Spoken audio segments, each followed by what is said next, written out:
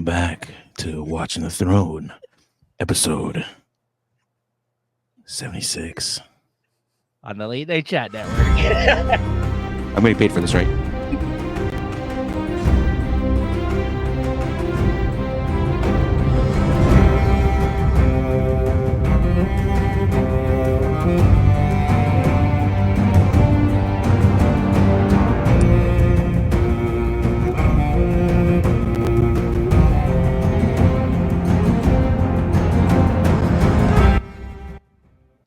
All right, Jay, you're gonna have to make that switcheroo there. Welcome back, everybody. Remember the settings that change. I married a creep. Oh man, And to Lewis, your check's in the mail. You're getting paid. Yeah, nice guest appearance there from Lewis here, of course, on Watching the Throne, the first time ever. And for anybody who doesn't know, Lewis is one of our co-hosts from Late Night Chat Network. He's also Christina's husband. So there you go. The secret's out. We tried to keep you guys separated on this show, but hey. One of us is going to be embarrassed. So, Well, welcome back, everybody. And yes, that's right. You're not seeing things. Jay is back at his home and never allowed to return here. No, I'm just joking. yeah, I was waiting for that. Eh? What's that? I was waiting for that. No. So Jay's home studio for recording has not been set up the last few months. You may have seen him here recording with me in person at my place lately on the show, if you've noticed. And if you watch Late Night Chat, you've probably seen him recording from the car. But here he is in the flesh, in his own abode here, all set up. Jay, welcome back, buddy. just in time for summer. Oh wow, just enough to fry in this friggin' place after. Remember what it was like in the summer? I was sweating, I was taking off stuff. Oh, just as bad as recording at Nico's place, man. Sweat box It's over nuts. here. Yeah, Fuck. I know. That's the side. Yeah, your room is hot. really hot. Hey, That room is Back, really it's so back hot. to one of these, hey Nico. Yeah, there you go. Yeah, smoking off screen over there. Or doing something, anyways. And welcome back, everybody. Of course, we have our returning third host at this point, as far as I'm concerned, of this show, Christina, aka First of Her Name, our super fan host over here. And she's actually going to be taking us through the episode notes for these for the next two episodes, actually, for this this season of House of the Dragon. So thank you to Christina. Welcome back. Thank you for having me, as always. I feel so honored to have maybe an official title. This is nice. Absolutely. No, I think at this point, like I said, you've put your time in here. You kind of were with us all last season, and stay tuned, guys. Christina plans to do all of this first season of House of the Dragon with us as well, and we'll be returning hopefully for when the second season goes on air this summer. We're really looking forward to that. That's June 16th. The countdown is on right now, and we should be putting out the remainder of this first season leading right up to the week of the premiere of that show. So these will continue to drop Thursdays at 8, but those last couple of weeks, we're probably going to be having 2 episodes a week come out in the last 2 weeks, just so we can get caught up and get this out there for the premiere of season 2, just because we're a couple of weeks short, unfortunately. It would have been nice if we lined up right on time, but this is how it worked out. But we're close enough. And after a year of doing Game of Thrones, which you just wrapped up, this has been a lot of fun, guys. I'm really glad to revisit this season with you. Same Same here, always. man. Yeah, You know what? It's always crazy with this show. Even just watching the trailers for the new season, it's getting me all hyped up already, right? So I like how they advertise the new this again. season. mm-hmm. Yeah. They're like, oh, are you team, like team green or team red, or like it's been pretty cool. Yeah, I know. I mean, there's definitely sides being chosen already at this point, right? Like the way that we left off at the end of this season. There's definite like fans, I think, of I mean, listen, it's all amongst the same family for the most part, right? Like at this point, right? So which makes it interesting with some other people as well in the mix. But but yeah, go ahead, Christina. Why don't you set us up here? What's this name of this episode? Of course, House of the Dragon, season 1, episode 3. Go ahead. Yeah, season 1, episode 3. This one's titled Second of His Name.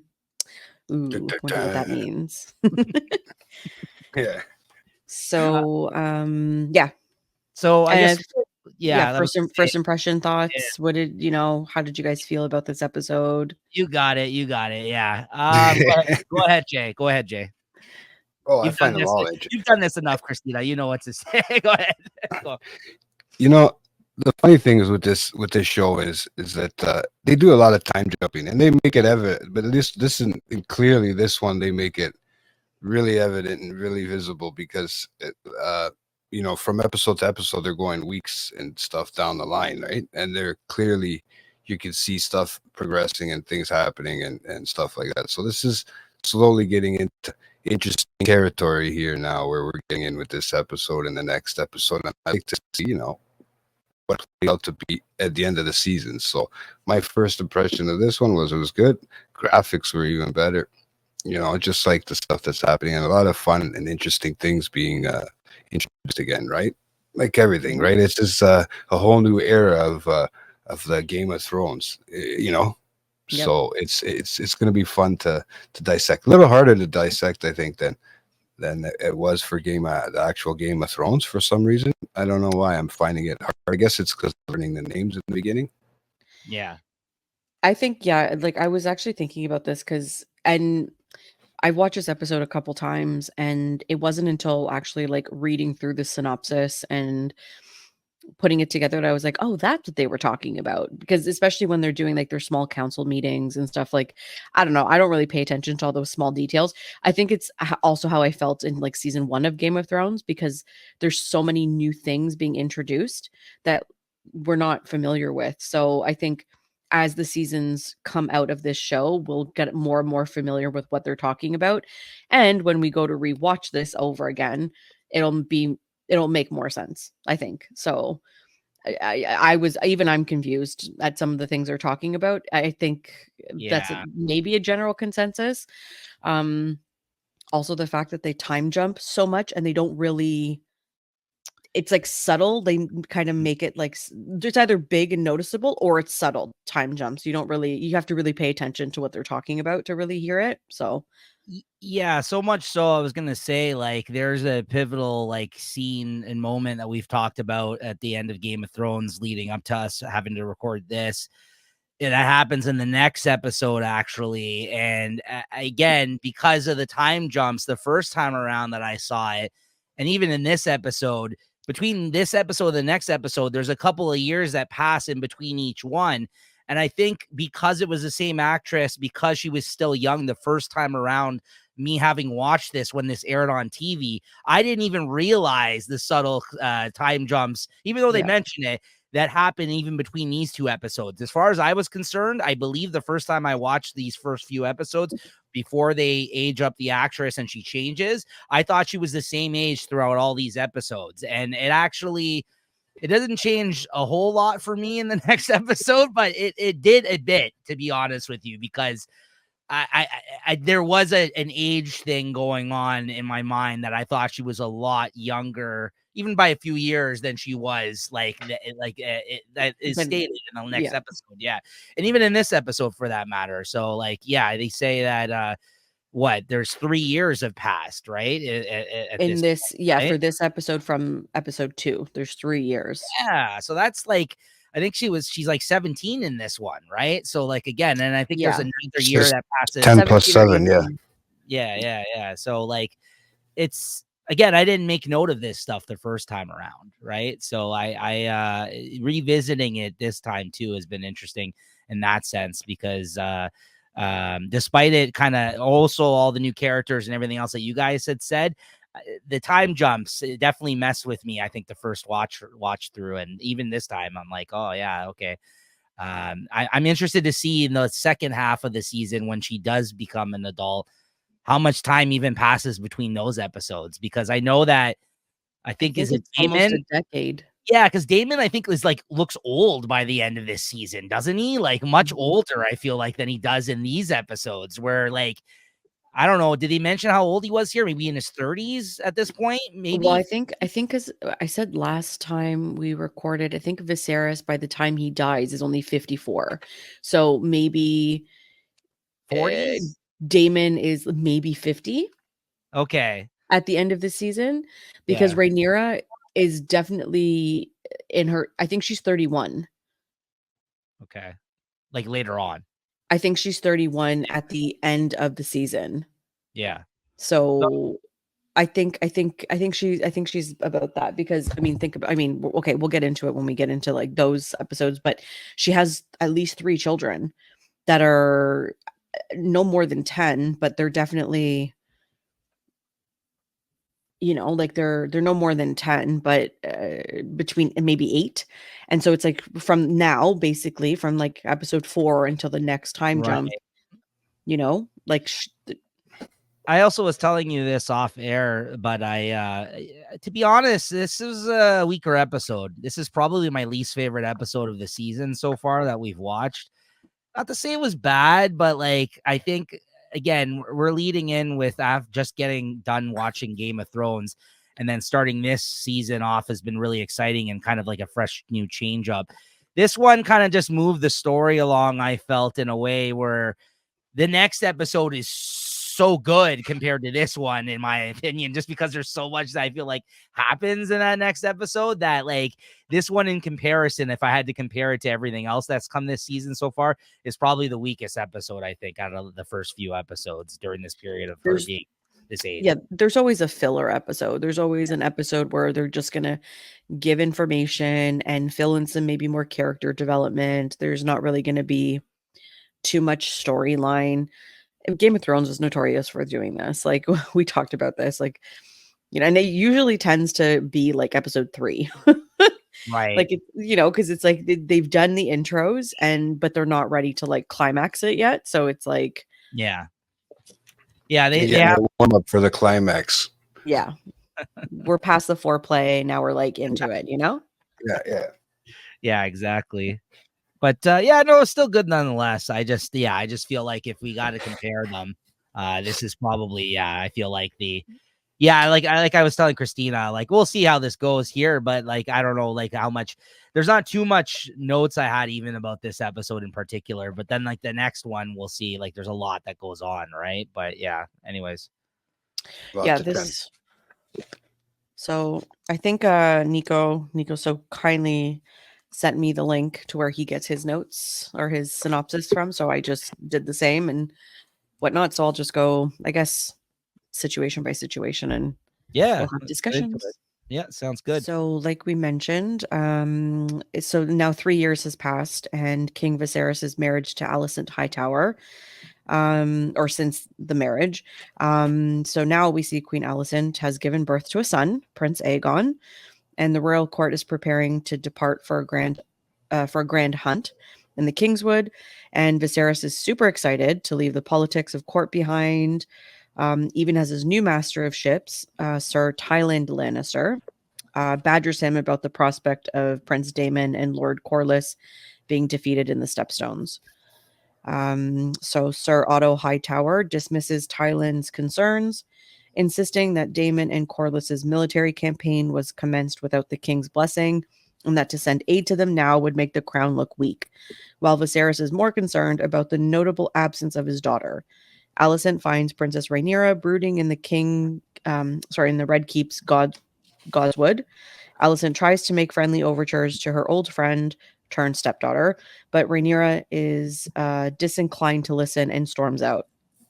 In private, Otto's elder brother, Lord Hobart Hightower, urges his brother to encourage Viserys, now that Aegon's infancy is over, to name the boy as heir apparent to the Iron Throne, in keeping with Westerosi tradition. So, messy. Yeah, I mean, the things I had written down here is that Viserys is happy about his new son here, and they mentioned the time having passed, like you mentioned, the 3 years there, and you figure out that she's 17 here.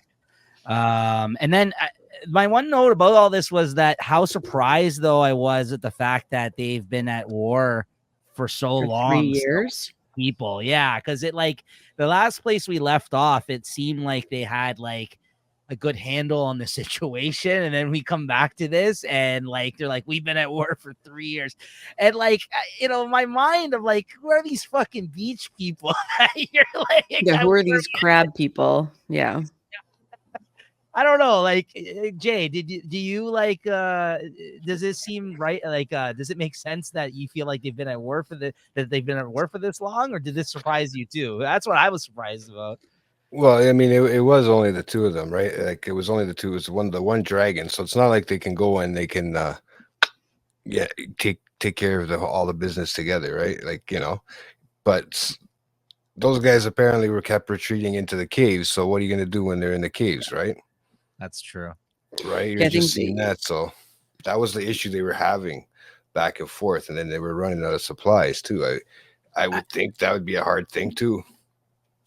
I just, again, and I know that we said we're trying not to compare it to Game of Thrones because it is a different show, but there's huge battles and wars like that 10 minutes.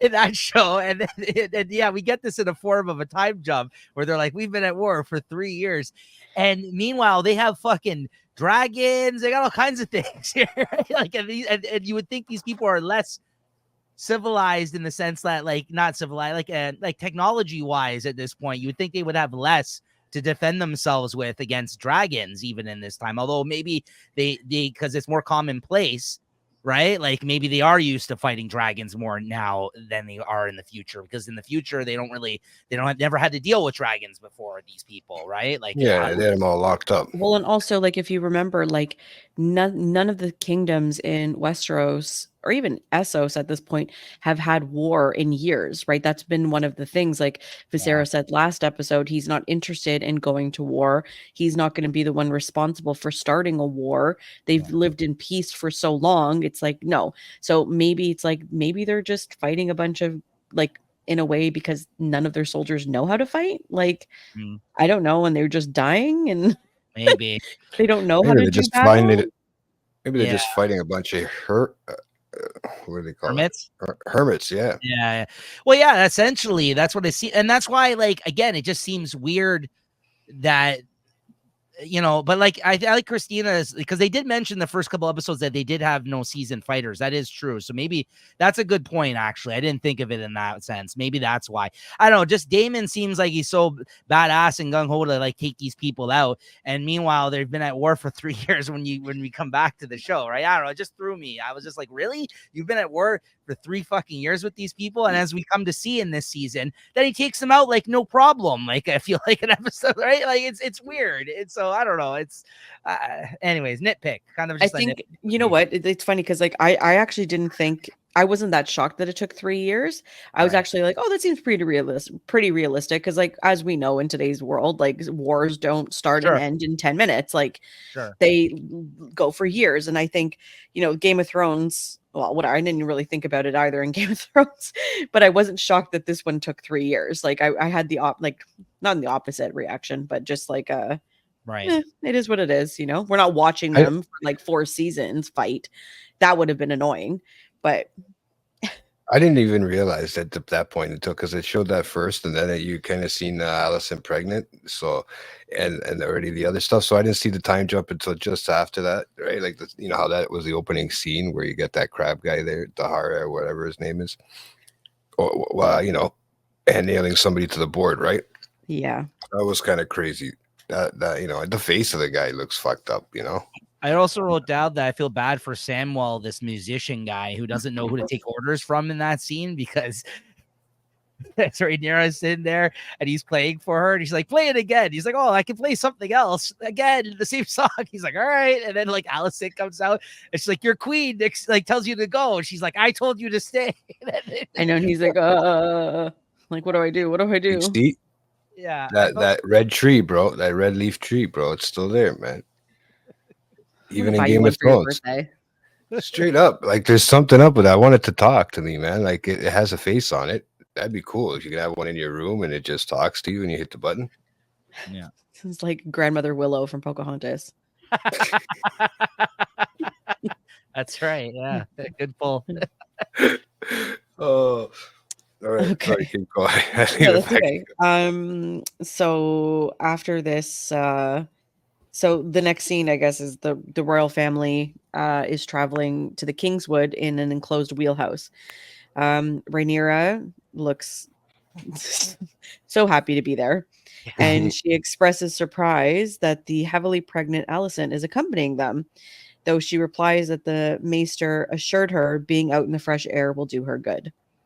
Rhaenyra is left discomforted when Viserys expresses hope she will soon marry and make him a grandfather. And the mood grows further tense in the scene when Viserys insists that she accompany him on the hunt in her capacity as his heir, as he claims she has been shirking her duties as princess. Rhaenyra scoffs at the idea, insisting that none of the nobles present on the hunt are here for her, a conclusion that is only strengthened upon their arrival at the royal hunting encampment, where Lord Hobart leads the cheering for the infant Aegon, hailing the boy as the second of his name, making it clear to Rhaenyra at least some of the realm's nobility consider Aegon, not her, Viserys' heir. Hence the title of the episode as well. Yeah. I just made note of the fact that it's similar again in themes at this point to basically the whole Daenerys arc of not being recognized for who she is, and we are slowly seeing it go from it not bothering her to now it bothering her. Like a couple years ago, prior to this, in the last couple episodes, she's like, "Oh yeah, whatever." And like now she's getting more and more annoyed because it's constantly being fucking pushed in her face that she's she's not being considered at all, even though she's making smart decisions and she's like more than capable of being that person that they're looking for. But meanwhile, they're now, it's now going to her best friend's daughter, right? Or sorry, son. Sorry. Well, like that's another thing. Like imagine sitting in a car with your dad and your best friend who's pregnant with your like half brother, sister, whatever. Like that's weird. Like that is just like she's technically your stepmother. She was your best friend. You grew up together. Now she's your stepmom, and your dad is talking about grandkids, which would make her the step grandmother to your kid. It's so strange. Oh my God. I would be like crawling out of my skin if like I was Rhaenyra. So like I don't blame her for being miserable. Sounds like a regular day in my family. It's not that bad. Come on. And like again, even like this scene, like being enclosed in that fucking wagon with all of them, and like this, she's like clearly spent time as much as she can away from all of them, right? So like to be like in there, like the awkwardness of the conversations not even being had in this scene. That's kind of what I do like about this show, though. It's more of like the things that aren't even being said, like the subtleness of like you really need to like look over the relationships of everybody in this show, right? Like because there's a lot of stuff that's like subtle. And interpreted. Yeah, exactly. Yeah, it's just such a good job with the acting and the it's great. But again, but even just to play on like time, right? We all know like time doesn't just like they don't just hop in the carriage and they're there. They've probably been traveling for a couple days, like like I can't even. That's just like no. Yeah. No. Fully pregnant like that. No. That's gotta suck. Hell to the no. Yeah. The maester said it was okay. That's right. She's also drinking wine, so let's just leave it at that. So within the royal pavilion, now they're in the Kingswood, they're at the camp there. After enduring the conversations of the noble ladies present and growing angry at their denigration of Daemon's campaign in the Stepstones, Rhaenyra exits the pavilion only to be approached by Lord Jason Lannister, who plies her with honeyed wine made in Lannisport and waxes lyrically about the privileges offered by Casterly Rock in true Lannister fashion. Yeah. Rhaenyra is confused when... Pardon? It tripped me out when I heard the Lannister name that second time, right? Like, because I obviously seen it when I watched when I first watched this House of Dragons, right? But I hadn't watched Game of Thrones yet, so I had no You didn't fucking know. clue where I was going with, right? You had Yeah. no point of reference. Yeah. See, Yeah. again, going back to that argument, this is why I think it pays to watch that first and then watch this, because it has a bigger impact now. You're like, oh, look, it's a fucking Lannister, right? Or else, like, the first time around, you're like, who? You're Meh. like, okay, yeah, well, it's some guy, right? Exactly. Yeah. Just another guy, yeah. Rhaenyra is confused when Lord Jason admits he does not possess a dragon pit, but does have the means to build one. When Rhaenyra questions why he would need such a thing, Jason replies he would build one to satisfy his queen or his lady wife.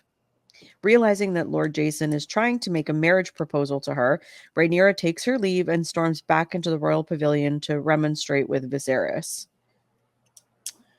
We're also introduced. It's not mentioned here, and I should have mentioned it. We're also introduced to, I think his name is Loras Hightower or Loras Strong. Yeah, he's kind of like Um, the Lord of Whispers in this situation, right? Like, yeah, he becomes it anyways, right? Yeah, yeah, he's not strong enough to be a Yeah, knight because he is disabled or he is like feeble, and so Yeah. he likes to sit and gossip with the ladies. What's the original Brian? Sorry. Bran, you mean Bran? Yeah, he's got the original brand. Yeah. Your best friend, Bran, Yeah, my boy. Hey, and you know what's funny too? It's that's like one of those Forrest Gump things that he's got on his leg there. Right? like a brace. Remember?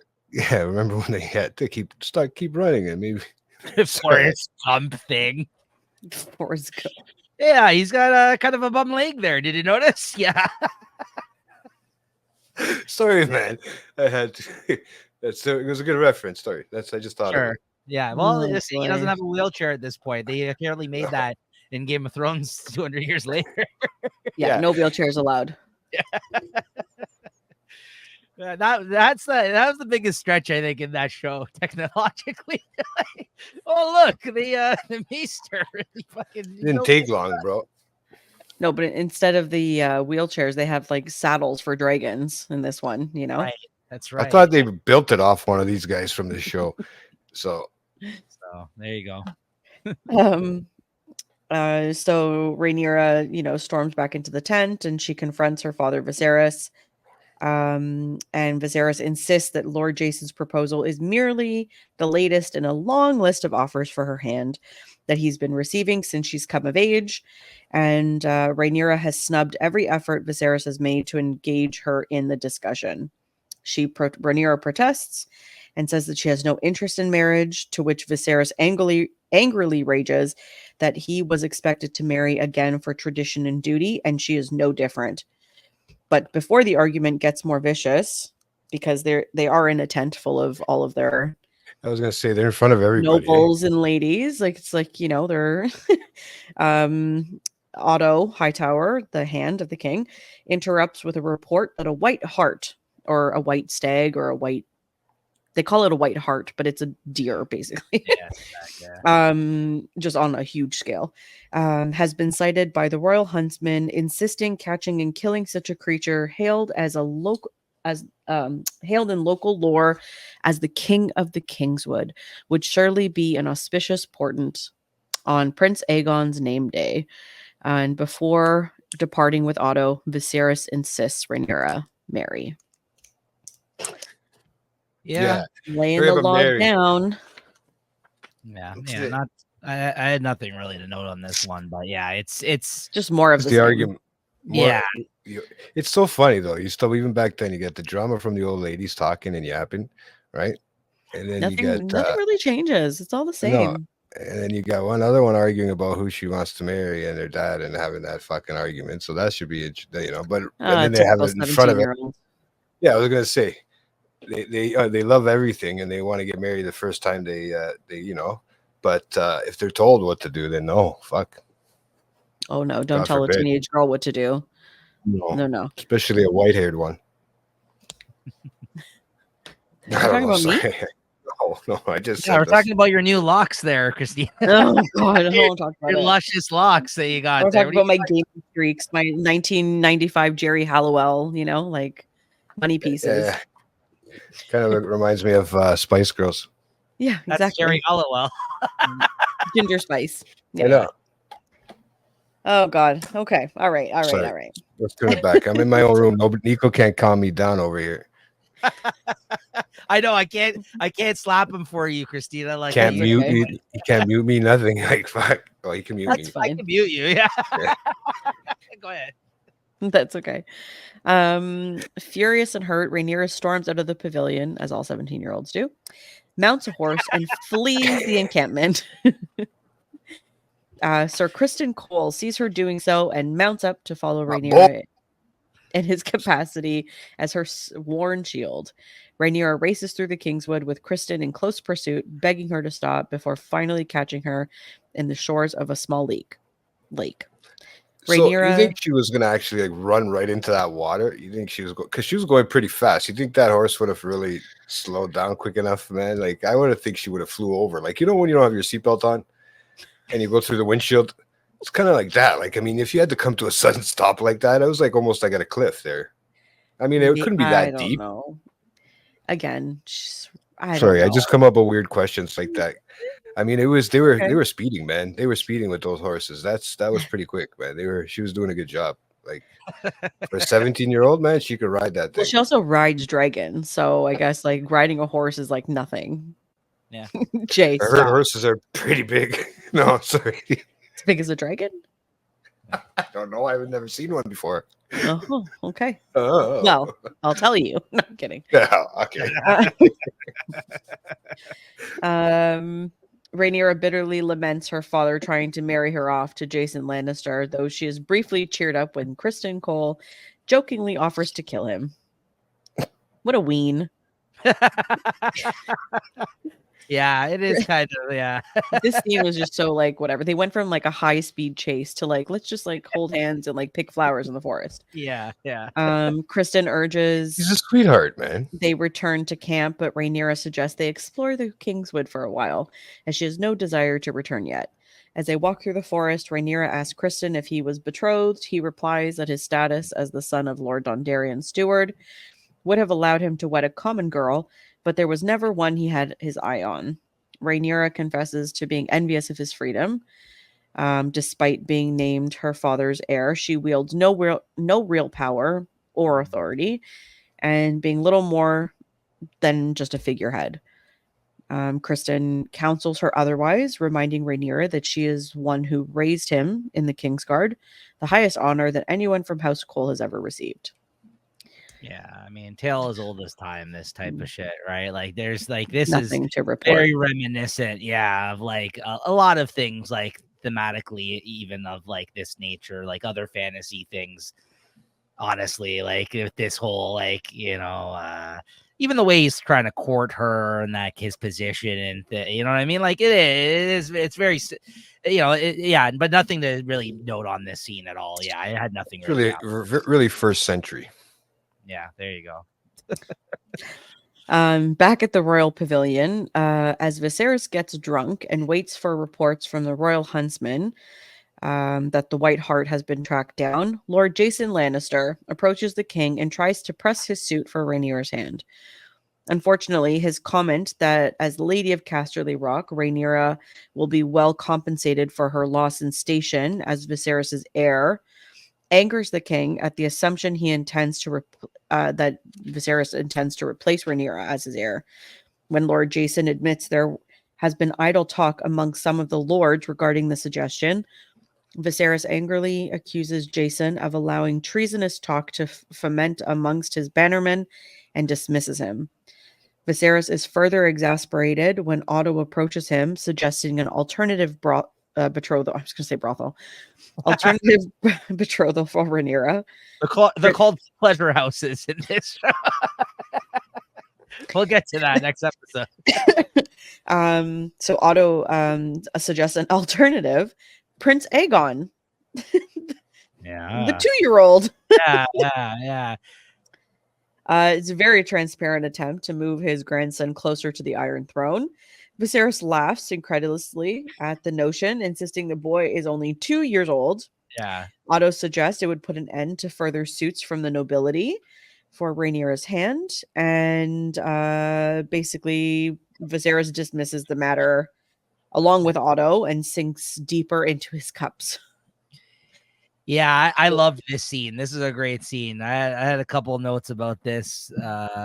One, again, how ridiculous the idea of wedding her to his own 2-year-old son, like her brother.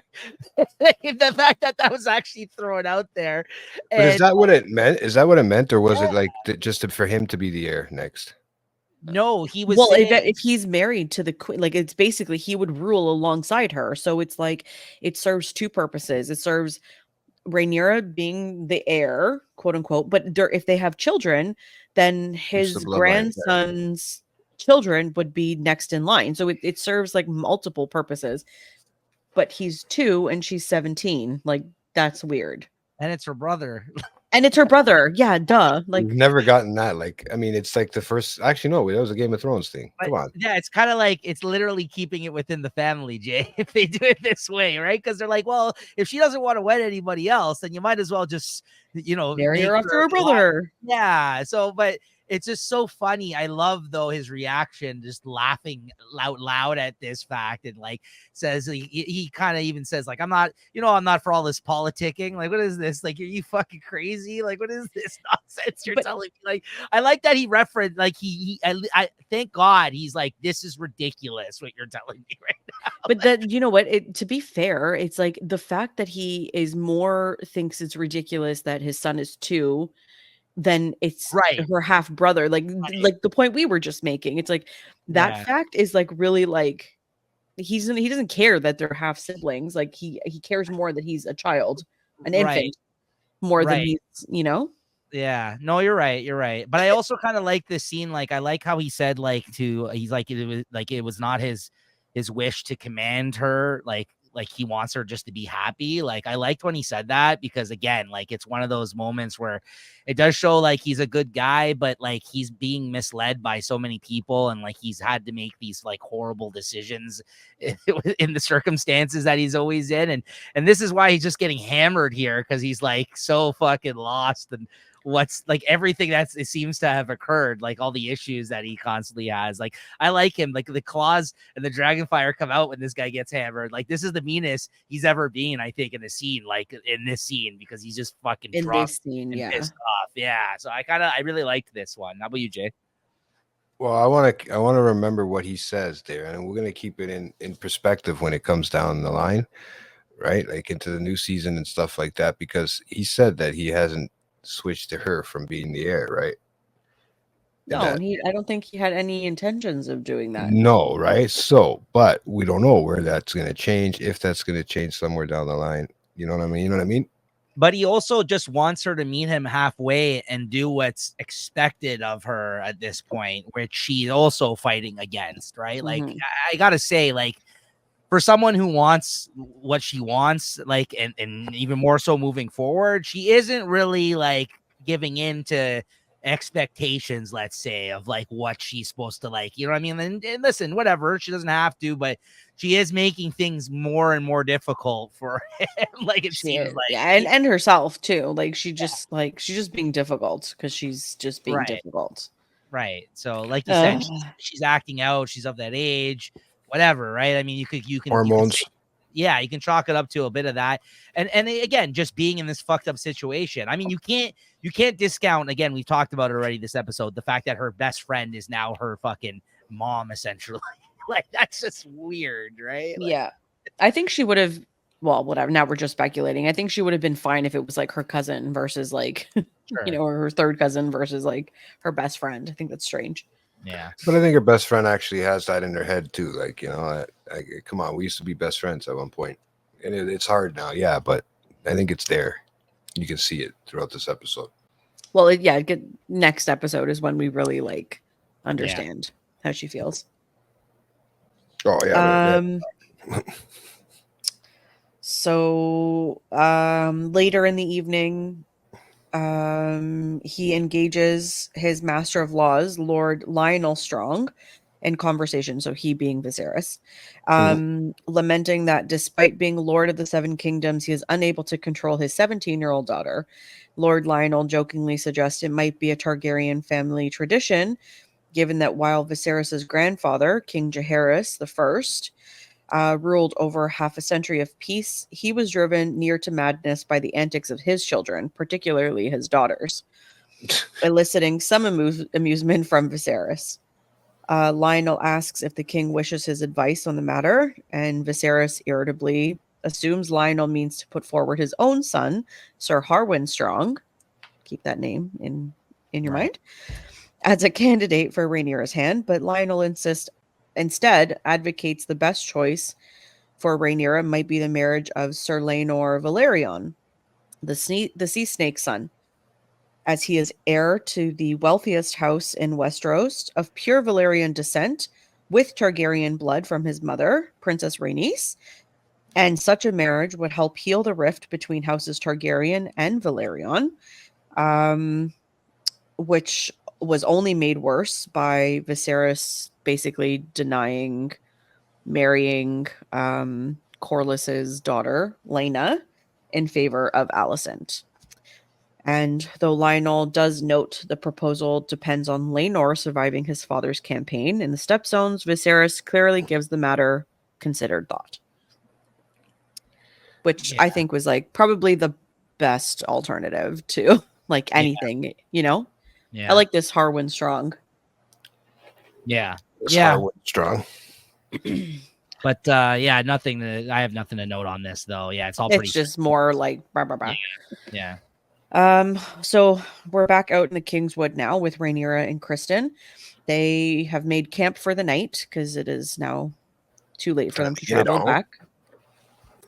Rhaenyra asks Kristen if he believes the realm will accept her as a queen, and Kristen insists that they have no choice but to. And a rustling in the foliage nearby disrupts them, and Kristen draws his sword, goes to investigate, and a wild boar charges out of the bushes, trampling Kristen and attacking Rhaenyra before Kristen and Rhaenyra overpower and kill the animal. Rhaenyra delivering the killing blow in a wrathful frenzy. She went like ham on that wild pig. Fuck wild on that thing. That's literally what I wrote down. That's the only thing I wrote. I wrote a bit of an overkill on killing this fucking boar. Like, poor pig. Probably just got spooked, you know, and here it is, just like trying to survive, and here she is, just like going nuts. It was a big boar, though. It was, yeah. That's meat for this. That's meat for the town, man. Yeah, that thing's huge. Yeah.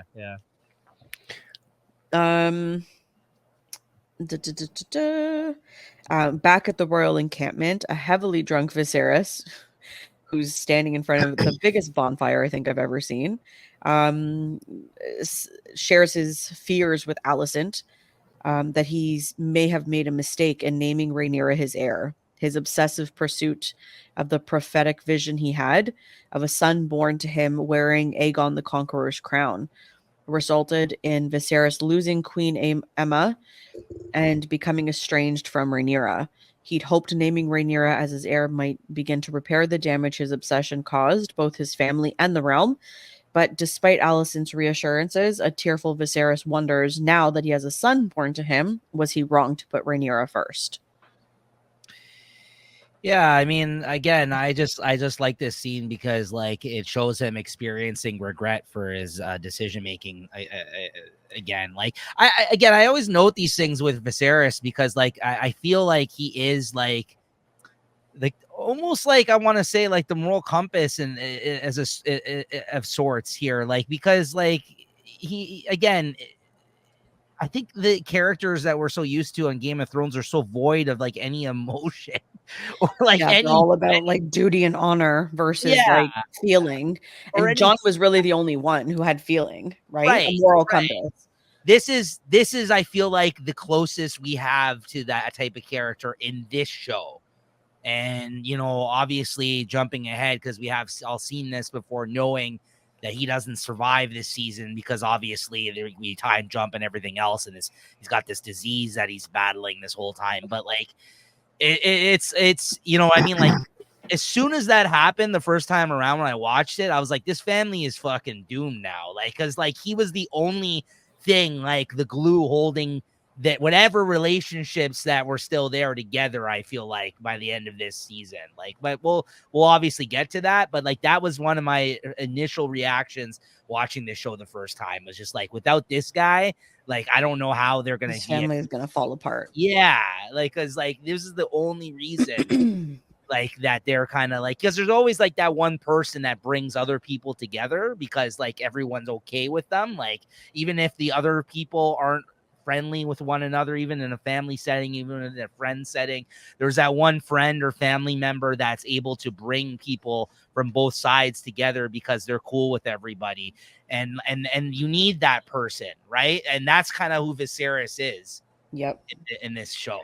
But again, it's like, but just to juxtapose that, it's like they keep talking about how the crown is weak, the crown is weak, the crown is weak, and it's like this just keeps further showing or perpetuating that, you know, that statement. He has no balls. like, well, this yeah, next like scene, this next scene is going to basically double down on that whole thought. Yeah, absolutely. Like, it's gonna be like, yeah, this is not a fit guy that's fit to be It kicked, just- right? Yeah, no, no, it just keeps it just keeps going and going and going. So yeah, the next morning, Viserys and his courtiers accompany the royal huntsman to a clearing in the God's Wood. Unable to track down the White Hart, they have caught a very large stag instead for Viserys to kill. So it's a little like anticlimactic. They're talking about this huge, like, you know, king of the Kingswood, you know, but now it's like, no, this is your second best. It's good enough. It's good enough, right? Using a spear borrowed from Lord Jason. It takes a conflicted Viserys 2 strikes to slay the animal. Elsewhere in the Kingswood. The worst part about that was that one of the Lannisters had to point it out a little further up, sir. You know? Yeah, he said that he had to point it out. So I thought that was And kind for us Game of Thrones fans, you know, a Lannister killing a stag. Anybody?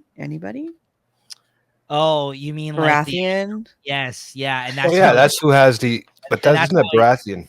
Yeah. but that's how he died, right? Like, that's what when he went to hunting, right? Robert, Stannis, yeah. like, you know, but it was that Lannisters their- that like killed all the Baratheons, basically. Like, Isn't anyways. the Baratheon that's their flag? Isn't that their flag thing with yeah, the there's with the the stag.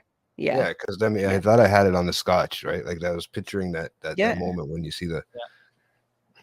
Yeah. So, and then, you know, to juxtapose that scene, how Viserys was like very not good at killing an already trapped animal.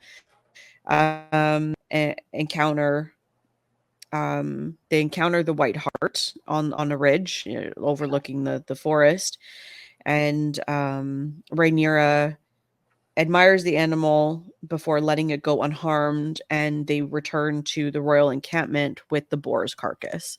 She's completely covered in matted blood. Yeah. And That's crazy. but she looks like a leader in this. Like, I think that's what they're trying to show. It's like, you know, you're comparing her father and her as like who's, you know, fit to lead, and she looks like she is anyways. That's clearly what they're trying to depict, because they're putting both these scenes back to back, and like, again, the comparison is that she's a much better fit for Queen as a leader, even more so than he is, and because like he has to be led to this thing and kind of like forced to kill it, like when it's trapped for him, right? Like, so it's that's not the type of guy you want to lead, right? Like, you know what I mean? Like, he can't even lead by example in this situation, right? Like, he has to have his other people do it for him, and then he has to come along and just, you know, commit it's kind of barbaric the way they went about it in a way, because it's not like the thrill of the hunt, like, you know, like hunters would look down at you for doing something like that. It's like there's a King of the Hill episode where he tries to take Bobby to go hunt and there's like this, they go into this place where that's what they do. They kind of throw some animals into this, like, this Little area. pen.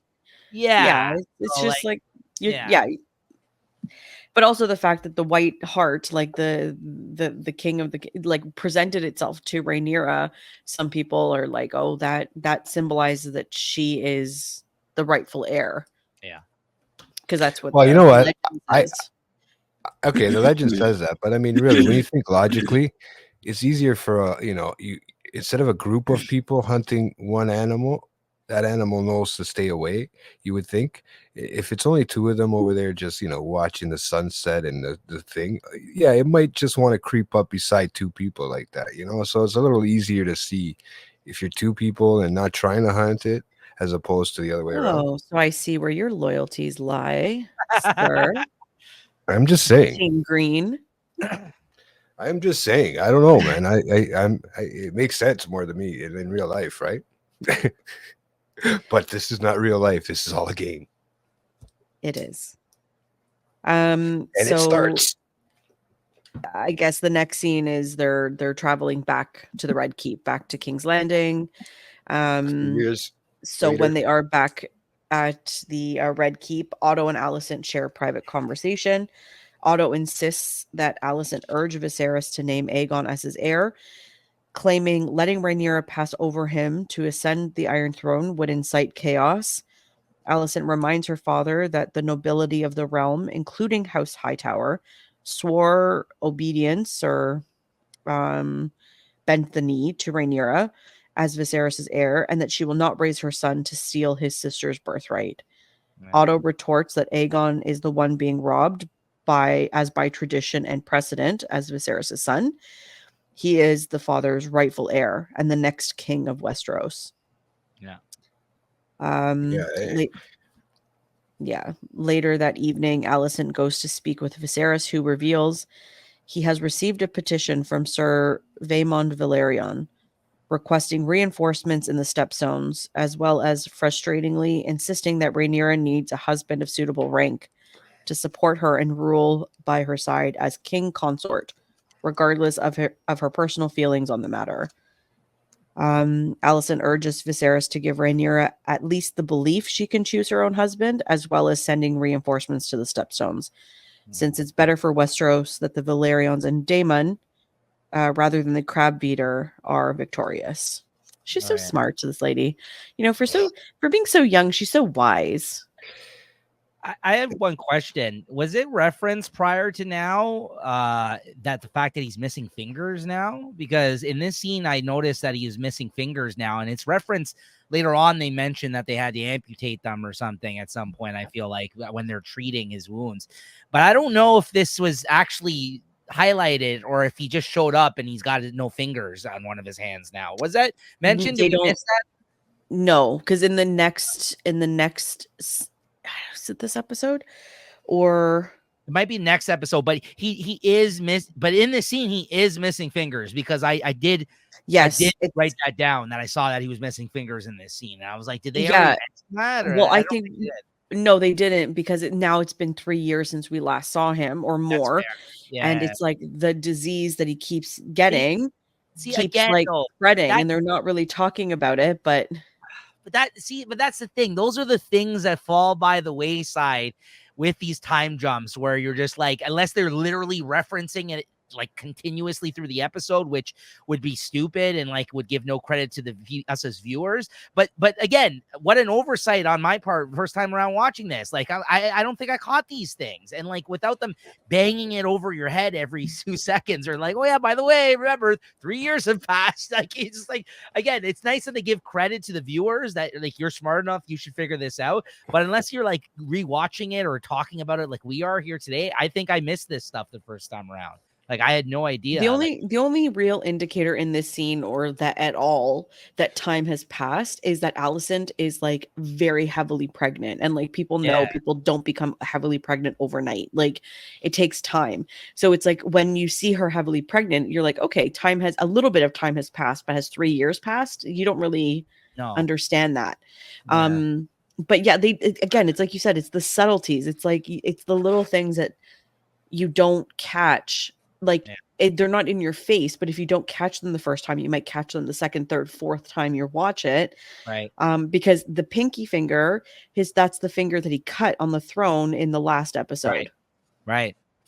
So obviously something has happened to him that like he did blame the throne, but at that time you're just like, is he just saying that, or like, is that just like, what he believes is what's made him sick with that wound, right? And then and then you talked about it in the past too.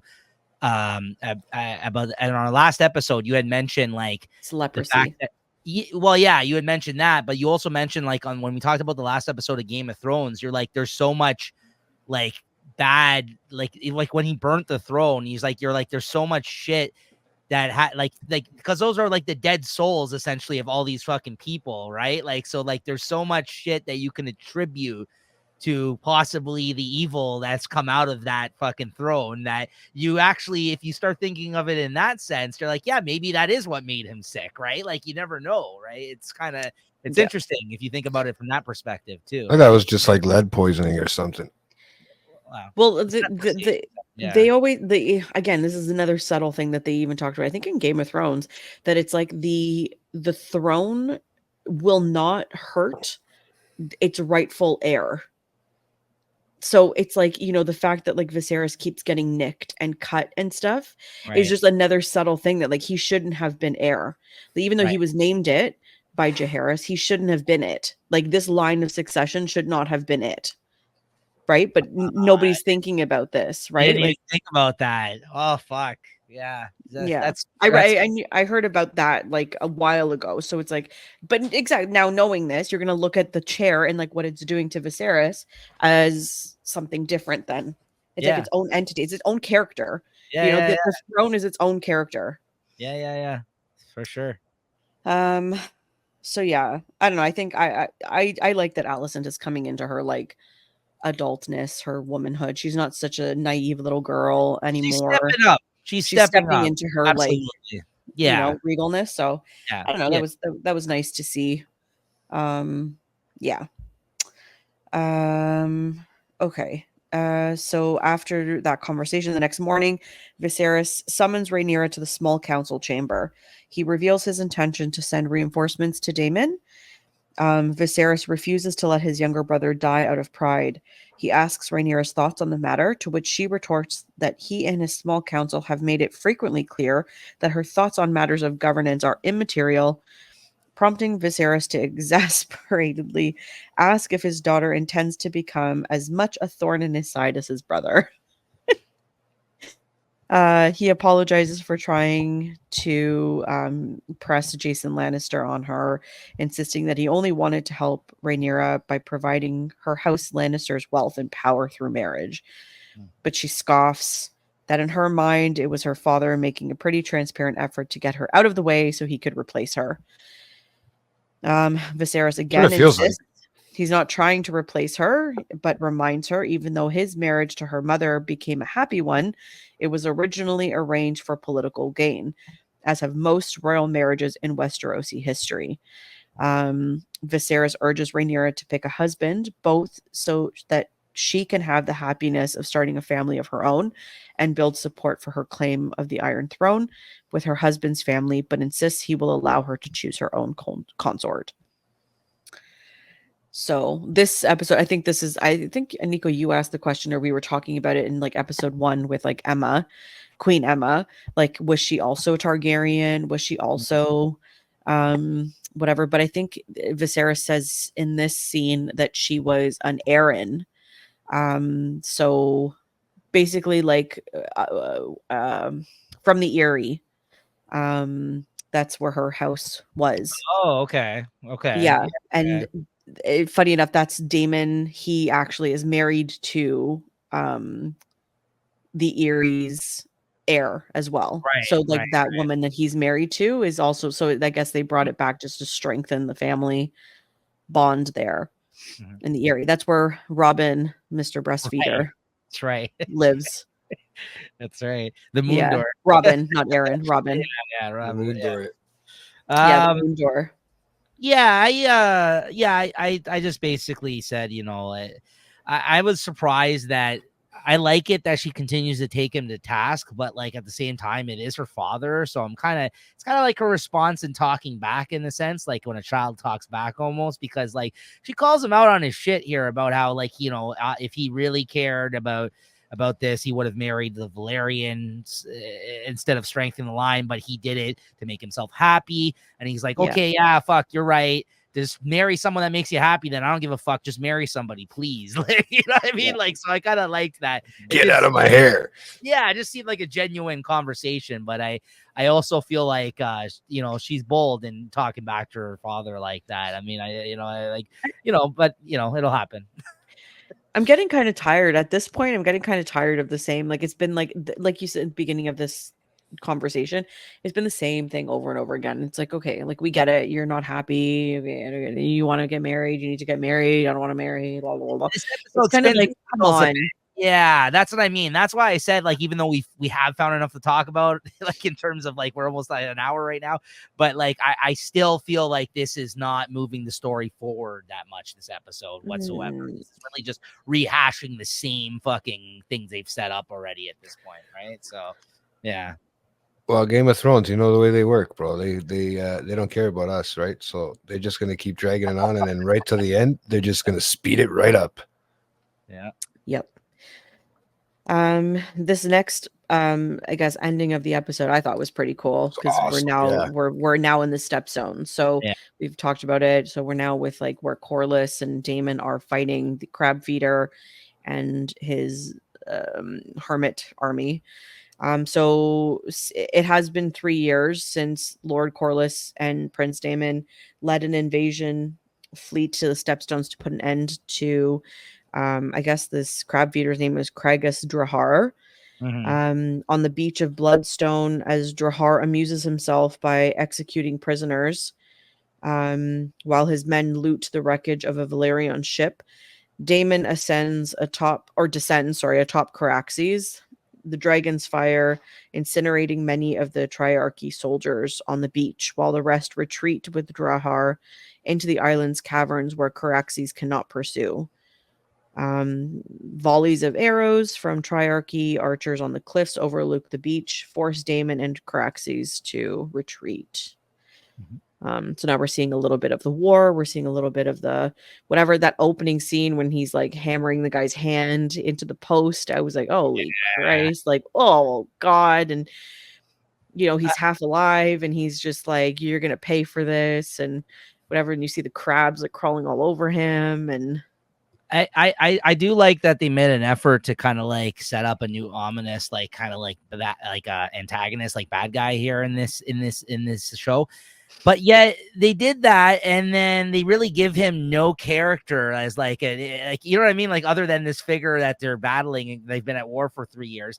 And then they take him out right away. So I was kind of disappointed by that because like the look of this guy, there could have been a potential here if they actually made this guy like an ongoing character that got away from this battle or something. You know what I mean? But instead, they kind of did away with him very quickly, which revisiting this, I was really disappointed by because like when we see him like teased in the last episode, you're like, who the fuck is this guy? And then like, you know, like this episode, you're like, oh yeah, the review. Finally, we're going to see more of him. Maybe he's going to speak. What's he going to say? Like, yeah. Missed opportunity, I felt like in a little bit in that sense. But again, they have so much to cover. They're like, oh, sorry, on to the next thing. We got to fucking focus on these dragons. You know? I mean, we're like, we'll mention it, but the feeling when I saw this guy and then when I guess I'll talk about this like after when the end is like, whatever. Yeah. But, but again, like, so Daemon, he retreats on his dragon Caraxes. And then it's several weeks later. Like, what indicator is there that it's been several weeks? Like, nothing. But it's several weeks later, and at the Valyrian camp, Corlys, along with his son Laenor and brother Vaemond, discuss their situation as Daemon returns from another dragonborn flight against Drahar's stronghold. Corlys lists that their supplies are about to run out. The men are demoralized. The ships bound to resupply from Driftmark are still weeks away. Laenor proposes a desperate gambit using Daemon as bait to lure the crab feeder's forces into the open, to eliminate them all at once, despite his uncle's misgivings. And then the war council is interrupted by the arrival of Sir Adam, a messenger from King's Landing sent by Viserys, promising his brother reinforcements. Enraged at the notion of being bailed out by his older brother, Daemon attacks the messenger, beating him with his helmet before the Valyrians intervene. Daemon later departs for Bloodstone alone on a rowing boat. Yeah. Brutal beatdown. yeah, like, again, like his helmet is like pretty intense. He's just beating the shit out of this poor messenger. You know, he didn't even say anything. He just handed him a piece of paper. Like, Yeah, you it's know, going to send backup. That's all it says, basically, right? the other thing that was kind of interesting, it's like they've been fighting these people for years, and all of a sudden it's like the youngest person in this war council is like the one that's going to suggest they use like the most important person, Right. like you know, to lure them out. Like what, nobody's thought about this before, but I don't know, I guess it goes back to the whole like who's done battle, like nobody's Right. done battle. And the fact that like Damon hops in a rowboat, Badass. that was badass. He rides a dragon. Yeah, Yeah, but I've you This know in a what? He rowboat? gave himself up for bait. He wanted to look like he was, getting ready to surrender. Row, row, row your boat gently down Hey, the stream. that's a real, like, he knew what he was doing. He knows how to row a boat. He knows how to fly a dragon. What else does he know what to do? You know that a row. We'll tell you what he knows what to do in the next episode. Well, Oh yeah. no. Somewhat. Okay, so fashioning a white flag from the wreckage of previous battles on Bloodstone, Damon goes to one knee, holding out Dark Sister his sword of Valyrian steel in a gesture of surrender. So he's walking through all the carnage, the wreckage, all the like, you know, crab eaten corpses on the beach. And he bends down and presents his sword. When one of then all of Drehar's soldiers start to emerge from the cave, and one of Drehar's soldiers moves close enough to take the sword, Damon, in almost predictable fashion, stabs him with a dagger that he has hidden in his waistband. Yeah. He recovers his sword, Dark Sister, and cuts down any man standing between him and Drehar. The Triarchy archers bring Damon down short of his goal, but as they are moving in to finish him off, they are set ablaze by Laenor Velaryon astride his own dragon, Sea Smoke, who then swipes out the Triarchy archers overlooking the battlefield. As the Triarchy forces reel, Corlys and Vaemon lead a brutal counterattack against the enemy, while Damon pursues Drehar into the caves. As the Valyrian forces claim victory, a blood-stained Damon emerges, dragging the upper half of Drehar's bisected corpse behind him. That was awesome. That was really cool. I liked that. That a was lot. cool. Yeah. And But so, like, yeah, go ahead. no, I was gonna say, I was like, you know, like just as soon as like you see this guy Drehar, and you think, oh, cool, he's so cool. Whatever, he gets like sliced in half. I had like a little, not PTSD, but a little bit of the feels for like Darth Maul. Yes. It's the same thing. It's the Like, here character you that have- could have been the potential behind the character. Yes, I get exactly what you mean. Yeah, he you was have the this, like, sickest fucking character in that movie, and the movie sucked by all means, but like he was the best part about those, and they killed him off in the first act. double lightsaber. They killed him off in the first act. I remember going to watch that movie. That's literally everything anybody talked about going into that film was that we saw the preview of that character, like going into that Darth movie. Maul was so sick. He had the yellow eyes, the horns on the head. You know, he was so sick. And then it was like in 34 seconds. Yeah. Whooshoo. Yeah, well, listen, I mean, it's a choice, clearly, right? I mean, sometimes that is the case, right? The big bad turns out to be not as big of a bad as you thought he was going to be, right? But like, so disappointing. It's the I same just like think- this guy. it's just a lot of potential, I think, and yeah, just kind of like wasted like very quickly here, like in the first act of this character. Well, again, it's technically not because they've been at war for 3 years, but with us as viewers, yeah, we don't feel that, right? I basically just wrote like it's kind of cool that like Damon clearly has like no honor. Like I liked how he kind of like threw up the white flag, and this guy like was gullible to be like, oh yeah, sure, because like, you know, he thinks he has some sort of honor system. I guess even this guy who's in this pit on the whatever the caves has more of an honor system clearly than this guy, because he's like, oh okay, he's giving up. And then like, you know, the fact that he pulled out that dagger, I thought was like, okay, I really like Damon a lot. Actually, he's a really fucking sick character, and you can't like, I like that he's so untrustworthy like this. Like that's a good character, like Game of Thrones fashion. And that's he's a rebel. I also just like he took out so many of those guys solo, just to prove a point. Like as soon as his brother like was gonna be like, "Hey, I'm gonna come help you out," he was like, "No, fuck this, I'll do it on my own," right? And then he just went fucking berserk, right? That's what really pushed him. He'd rather die fighting those guys than get help from his brother. Yeah, like that's Well, awesome. let me pose this question: do you think he might have went there knowing that he does have the backup just in case something happened? No. Okay. No, I'm just wondering. I think he was just like, once he got that letter, it enraged him so much, as we saw, that he was just like, fuck this. Like, I'm just going to take matters in my own hands and just do it myself then. And he did. He went in there and he fucking took care of business, right? I mean, he could have did this 3 years ago, apparently. Bro, he ran through the No beaches, kidding. dodged arrows, everything like that, man. Like this guy went to town. Yeah. I don't know. Yeah. I mean, again, cool scene. It gets with some action, something different, whatever. But really gross. like- watching It just- I crabs like eat that people opening. again. It's like weird.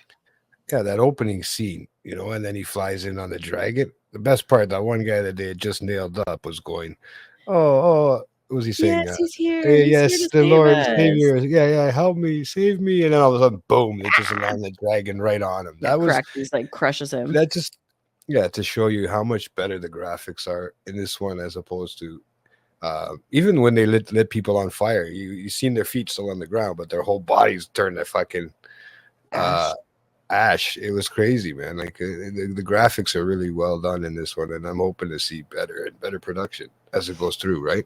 The only other note I had about this scene was that I really liked how Drahar kind of like conducted himself. Like he didn't even like speak. He just like went like this to the emotion guys that keep coming out against him from the caves. Like he's just like just these like weird little head nods. Like he doesn't talk. Like I thought that was kind of cool. Like he walked out, he's just like this, and like all of a sudden like 5 guys came out from a cave. It was like Power Rangers or something, like the bunnies.